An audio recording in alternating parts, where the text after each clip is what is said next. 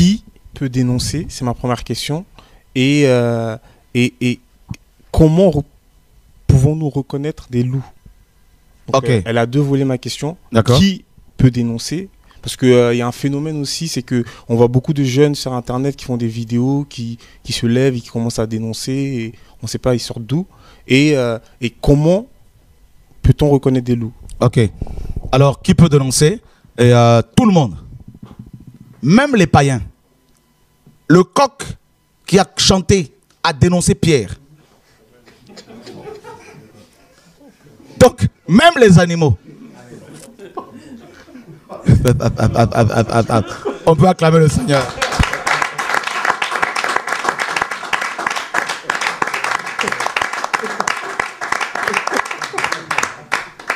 Bien avant Monsieur le Coq, il y a eu d'abord l'âne de Balaam qui a arrêté la démence du prophète. Donc, les animaux peuvent dénoncer. Voilà. Donc, Dieu il est souverain, il peut se servir de n'importe qui. De n'importe qui. Donc, d'abord les païens, les animaux, les païens, et tous les chrétiens. Parce que être chrétien, c'est être dans la lumière.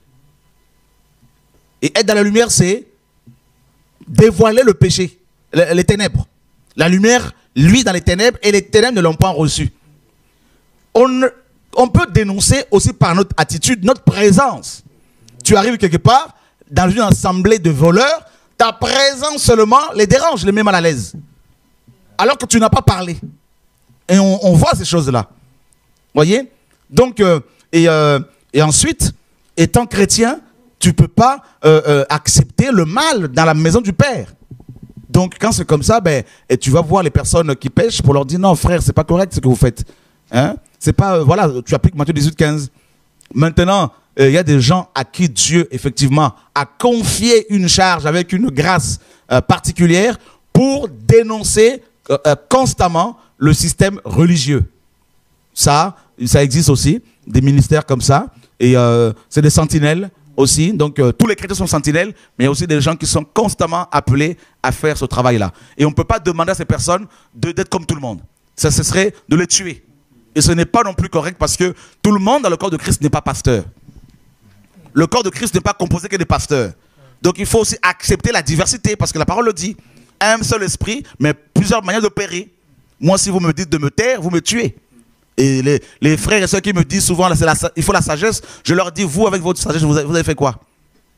Si vous me demandez de me taire, Dieu va me tuer. Donc je préfère plutôt obéir au Seigneur, plutôt suivre le Seigneur que vos conseils. Donc, chacun a son appel. Les enfants du Seigneur, de manière globale, tous les chrétiens doivent prendre parti pour la vérité. Mais il y a des gens, des frères et sœurs qui ont particulièrement un appel pour faire ce travail. Voilà. Et on voit que quand ce travail est fait, on voit les fruits, hein, on voit les œuvres de Satan qui sont dévoilées. Et puis voilà.